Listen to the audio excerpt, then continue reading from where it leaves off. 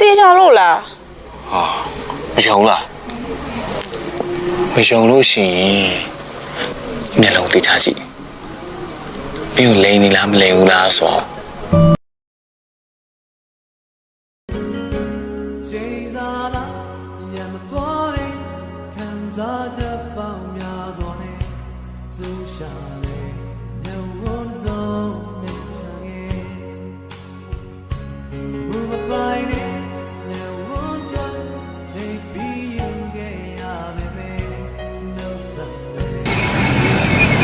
သူ့ကြောင့်